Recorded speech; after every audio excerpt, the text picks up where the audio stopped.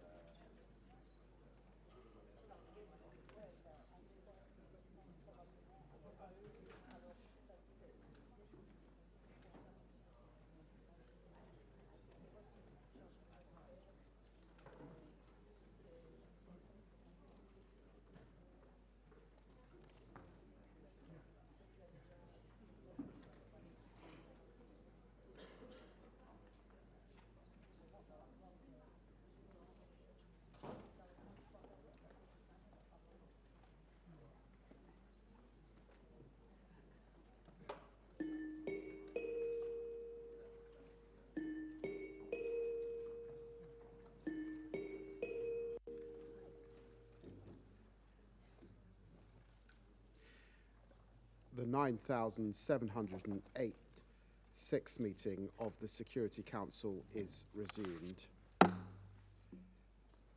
In accordance with Rule 37 of the Council's Provisional Rules of Procedure, I invite the representative of Sudan to participate in the meeting.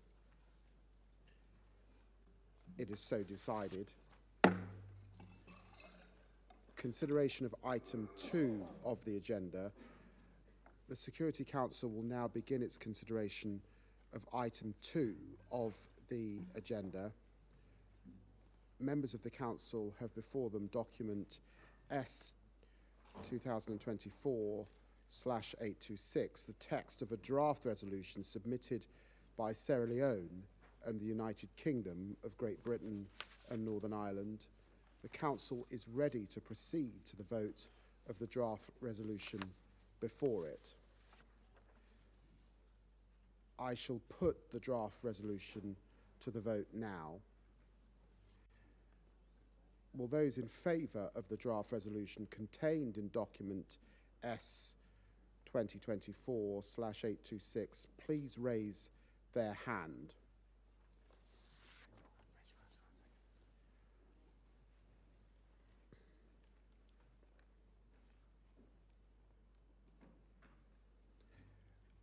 Those against?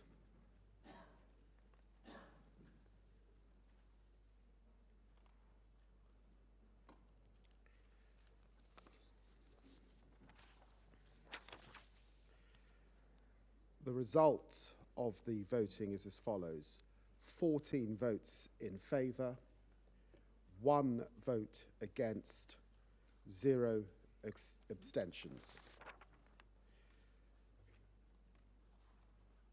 On Resolution 2761/2024 then, the draft resolution has not been adopted owing to the negative vote of a permanent member of the Council.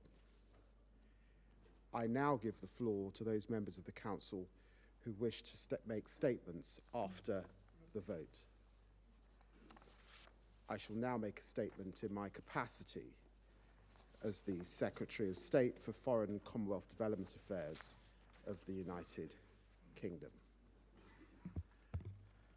For over 18 months, Sudanese civilians have endured unimaginable violence. We've seen and heard the testimony, atrocities driven by ethnic hatred, sexual violence, including mass rape, children abducted and recruited as soldiers in this horror, aid workers attacked, essential supplies blocked, homes, schools, hospitals destroyed and looted. This suffering is a scar on the collective conscience, on a scale that's frankly hard to comprehend. In the face of this horror, the United Kingdom and Sierra Leone working in partnership, sought to bring this council together to address this humanitarian emergency and catastrophe, to protect civilians, to ensure aid access, to call for a ceasefire.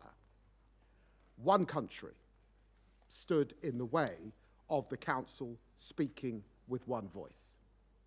One country is the blocker. One country is the enemy of peace.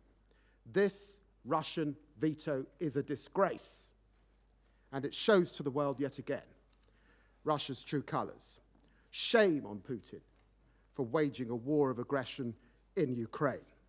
Shame on Putin for using his mercenaries to spread conflict and violence across the African continent. And shame on Putin for pretending to be a partner of the global South while condemning black Africans to further killing, further rape, further starvation in a brutal war. I asked the Russian representative, in all conscience, sitting there on his phone, how many more Sudanese have to be killed? How many more women have to be raped? How many more children have to go without food before Russia will act? Russia will have to explain itself to the entire United Nations membership now. While Britain doubles aid, Russia blocks aid access. While Britain works with our African partners, Russia vetoes their will. We tabled this resolution to show the Sudanese people and the world that they are not forgotten. This text would have called on parties to agree humanitarian pauses, to ensure the safe passage and get aid to where it's needed. It would have galvanized support to local groups who are taking unimaginable risks to protect their communities. And it would have increased pressure on the warring parties to agree a ceasefire by supporting mediation efforts. Mean, nasty, and cynical. Russia's veto today sends a message to the warring parties that they can now act with impunity, that they can ignore their commitments and responsibilities to protect their own people. Let me be clear, I will not stop calling for more action to protect the people of Sudan. I will not stop calling for more aid. I will not stop working with our partners in Africa and around the world to help. The UK will not forget Sudan. I resume my function as President of the Council and give the floor to the representative of Sierra Leone. Thank you, Mr. President. We acknowledge the significance of co-penning this important resolution with the United Kingdom and commend the United Kingdom for the diligent and tireless efforts in the negotiations of the draft resolution, including to widely consult as co-pen holder. However, Sierra Leone regrets that the resolution on the protection of civilians in Sudan has not been adopted, despite genuine efforts made to find a consensus among member states. Sierra Leone co-penned this resolution not only to respond to the devastating situation for civilians in Sudan, but also due to the parallels between the violence and international humanitarian law violations in Sudan and our challenging experience during our civil conflicts, particularly the devastating impacts on women and children. We recall the UN Security Council's 1999 decision to entrust UNAMSIL with the protection of civilians mandate in Sierra Leone, marking a turning point in our conflict and ultimately leading to the Lomé Peace Accord. Let us be clear, the draft resolution did not mandate troop deployment in Sudan, in line with the Secretary General's assessment. It, however, would have conveyed solidarity and established mechanisms to prevent further atrocities. Sierra Leone will continue to work with other Council members to have a product that protects civilians from the ongoing human rights violations in Sudan. As a member state's unelected member of the Council that has endured civil conflicts, we were compelled by the moral imperative to advocate for civilians in Sudan. We continue to call on all parties to cease hostilities, engage in dialogue, and commit to a Sudanese-led, inclusive political process, as emphasized by the UN Secretary General. Finally, we reaffirm our support for the Secretary General's personal envoy and the African Union High-Level Panel on Sudan in advancing a lasting peace through inclusive dialogue. I thank you. Can I thank the representative of Sierra Leone for their statement and now give the floor to the representative of Japan. Thank you. The Right Honorable David Lammy, President of the Security Council, for giving me the floor. We commend Sierra Leone and the United Kingdom as the co-pen holders for leading the Security Council to promote protection of civilians in Sudan by responding to the Secretary General's recommendations. Japan voted in favor of the draft resolution because we are gravely concerned about the prolonged dire humanitarian and human rights situation in Sudan. We believe that the Security Council must fulfill its responsibility and taking action in response to this tragedy as soon as possible. Japan engaged in the negotiations constructively. We therefore regret that this Council was not able to adopt the resolution due to casting veto by Russia in spite of the Council members' active diplomacy. Mr. President, Japan supports and encourages the Secretary General and his personal envoy, Mr. Lamamura, to further engage the party to the conflict, as well as the African Union and other key stakeholders. Japan's Special Envoy for Horn of Africa recently visited Sudan and urged General Burhan for ceasefire and improvement of humanitarian access. Japan also would like to stress protection of the safety, security, and freedom of movement of all humanitarian personnel and commodities. To this end, Japan called on the party to the conflict to ensure full, rapid, safe, unhindered, and sustained humanitarian access, including cross-border and cross-line activities. Mr. President, as Japan's current Security Council term nears its end, we encourage fellow remaining and incoming Council members to further develop concrete steps for protection of civilians in Sudan. To conclude, I reiterate Japan's strong commitment to the people of Sudan. Japan will not leave them behind as a responsible member state, which unwaveringly supports human society and dignity, human security and dignity. I thank you. Well, I thank the representative of Japan for their statement, and I give the floor to the representative of Switzerland. Monsieur le Président, chers collègues, Mesdames et Messieurs, je voudrais exprimer ma sincère gratitude au Royaume-Uni et à Sierra Leone en tant que porte-plume pour les efforts déployés pendant les négociations et aux membres du Conseil pour leur engagement. La Suisse a voté en faveur du projet de résolution sur la protection des civils au Soudan et regrette qu'il n'y ait pas été adopté en raison du veto d'un membre permanent du Conseil de sécurité. Des millions de Soudanaises et de Soudanais souffrent des horreurs d'une guerre qui n'a pas de fin en vue et qui laisse les pays en ruine.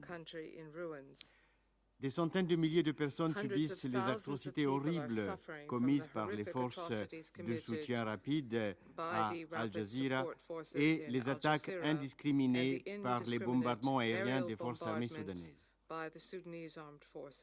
Les récits de violences sexuelles sont effroyables, tandis que la faim fait rage à travers le pays et tue en silence. Dans le contexte de la violence ethnique persistante, nous entendons régulièrement des mises en garde contre les risques de génocide. Le lourd tribut payé par la population civile dépasse tout entendement. Comme la Suisse l'a souligné à maintes reprises, leur protection n'est pas un choix, c'est une obligation. Nous appelons à nouveau tous les partis à cesser immédiatement les hostilités et à respecter leurs obligations en vertu du droit international humanitaire et des droits humains, ainsi que leur engagement de Jeddah. Monsieur le Président, il n'y a pas de solution militaire. Il est impératif que les belligérants fassent taire les armes et placent les intérêts du peuple soudanais au premier plan. À cet égard, permettez-moi de réitérer notre ferme soutien à l'envoyé personnel du secrétaire général pour ses efforts diplomatiques en cours. Nous restons à sa disposition pour tout soutien nécessaire. J'aimerais également réitérer qu'en tant que membre de ce Conseil, nous avons, et ce malgré le veto d'aujourd'hui, la responsabilité de continuer à accorder toute notre attention à la résolution de ce conflit catastrophique. Le peuple soudanais mérite de vivre dans la paix, dans la sécurité et dans la dignité. Je vous en remercie. Thank you. I thank the representative of Switzerland for their statement and give the floor to the representative of the Republic of Korea. Thank you, Mr. President. The Republic of Korea deeply regrets that the critical resolution on the protection of civilians in Sudan did not receive the support it needed to be adopted due to veto by the Russian Federation. We voted in favor of this resolution because of the urgent need of the protecting of civilians in Sudan. We express our appreciation to the co-penholders, the United Kingdom and the Sierra Leone for their leadership. The resolution tabled today was intended to send a strong and unequivocal message from the Security Council to the parties to the conflict in Sudan. An immediate nationwide cessation of the hostility is the most effective way to protect civilians in Sudan. Regrettably, the continued reluctance of the Sudanese parties to engage in negotiation toward a ceasefire agreement reflects a misguided conviction that military supremacy can be achieved. The persistent stance exacerbated the suffering of civilians and prolongs the conflict. Unfortunately, we do not have a new resolution to call on the parties to conflict back to negotiation table, but we urge once again both parties to the conflict to work expeditiously towards a robust, transparent mechanism to ensure their commitments translate into meaningful progress on the ground. Moreover, while we welcome the decision by the Sudanese authorities to keep the Adria crossing open, we call on all parties to conflict take further steps, including the lifting of time restrictions, to facilitate unimpeded and sustained humanitarian assistance. Despite the failure to adopt this resolution today, it is imperative that Security Council continues its collective efforts to end the conflict in Sudan and prioritize the protection of civilians. We reaffirm our commitment to support these critical endeavors. I thank you, Mr. President. Well, I thank the representative of the Republic of Korea for their statement, and I give the floor to the representative of Malta. Thank you, President. Malta thanks the co-pen holders, United Kingdom and Sierra Leone, for their extensive efforts on this resolution. Malta deeply regrets that it was vetoed when it enjoyed the support of all other Council members. Malta voted in favour of this text, which requested the development of a compliance mechanism to facilitate the implementation of the Jeddah Declaration commitments. The draft rejected this Council's persistent call since the onset of the violence in Sudan that the SAF and the RSF immediately cease hostilities and for the two sides to honour and fully implement their commitments to protect civilians. We further demand the RSF to immediately halt its attacks against civilians, particularly in Darfur, Al Jazeera and Sana'a states. The continued assault by the RSF and on El Fashar must stop. We also remind all member states of their obligations under the 1591 sanctions regime. President, the resolution would have sent a strong message to the parties to urgently comply with their obligations under international law and to ensure that civilians, civilian objects, and humanitarian and medical personnel are not targeted. Women and girls continue to face deplorable levels of sexual and gender-based violence, while children continue to be victims of violence and abuse. Perpetrators of such crimes and violations must be held accountable through transparent and independent accountability mechanisms. We also call on all parties to sustain the passage of humanitarian aid through all available cross-line and cross-border routes. In this regard, we welcome the recent decision by the Sudanese authorities to renew a 3-month extension of the Adreb border crossing. To conclude, President, we will continue to support Person Envoy Lamamra and encourage him to continue his coordination with the African Union and other partners. We remind all stakeholders of the indispensable role that women hold in all levels and stages of dialogue and decision-making. Their work in advancing civilian protection needs and political mediation deserves our continued support. Thank you.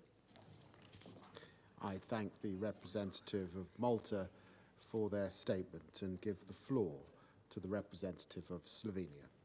Thank you, President. Slovenia voted in favor of the resolution. We extend our gratitude to Sierra Leone and to the United Kingdom for the leadership on the draft. Our position on the alarming and still deteriorating situation in Sudan has been consistent and clear. We have listened intently to the voices raised in this chamber, emphasizing the imperative not to let the people of Sudan suffer in silence. Today's vote reflects Slovenia's commitment to addressing these urgent calls. We firmly believe that this Council bears a responsibility to respond to Sudan's people's desperate pleas for protection, especially women and children. We profoundly regret that the veto has been cast. The crisis in Sudan demands not only the unwavering attention of this Council, but more critically, decisive and united action.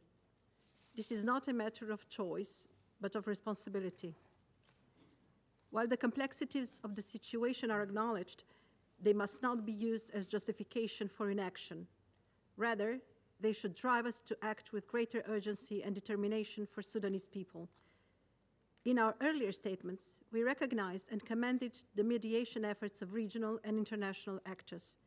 Today, we reiterate our call for this Council to exhibit the same collective resolve. The relentless violence that Sudanese people, in particular women and girls, are facing every day, the widespread destruction and human suffering across Sudan, compounded by ongoing clashes, and according to the reports of ethnically targeted violations and abuses, is beyond comprehension. The humanitarian crisis continues to worsen, tragically marked by the world's most severe acute food insecurity crisis, a declared famine in Zamzam, and fears of famine risks in other regions. These demands a more robust and sustained response. Multiple reports, including those from the independent fact-finding mission, detail widespread human rights violations. The horrifying accounts of sexual and gender-based violence, including conflict-related sexual violence, underscore the dire need for accountability. With limited monitoring mechanisms in place, we fear the true extent of these crimes risks remaining in the shadows. Silence is not an option in the face of such egregious violations. The atrocities must not go unpunished, and justice must be pursued. Without justice, sustainable peace cannot be achieved. Parties to the conflict must respect international humanitarian and human rights law. Safe, rapid, and unimpeded access to humanitarian aid is essential across all parts of Sudan. Access to food, water, healthcare, and medical supplies must not only be ensured, but also sustained and expanded.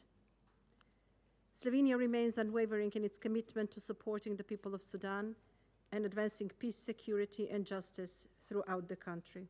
I thank you. I thank the representative of Slovenia for their statement and give the floor to the representative of the Russian Federation. Thank you, Mr. President. First and foremost, I would like to thank you for your excellent demonstration of British neocolonialism that really is what we have to dub your statement today. Everybody who heard your complex, pathos-ridden speech really proves why your country is losing influence and power. Distinguished colleagues, the Russian Federation voted against the UK and Sierra Leone draft resolution of the Security Council on Sudan. We agree with all Security Council colleagues that the conflict in Sudan requires a swift resolution. It is also clear that the only way to achieve this is for the warring parties to agree to a ceasefire. We believe that the Security Council's role here is to help them to achieve this. However, this should be consistent and open and should not be done by imposing upon the Sudanese, through a Council decision, the opinion of its individual members, flavoured with their post-colonial flavourings as to how the future country should be. And in particular, the Council should not play into the hands of the desire of the former metropole to score points in the eyes of the Sudanese diaspora in the UK. Distinguished colleagues, the main problem with the UK draft is that it has a false understanding of who bears responsibility for the protection of civilians in Sudan and for border and security, border control and security control in the country, and who should take a decision to invite foreign forces to Sudan.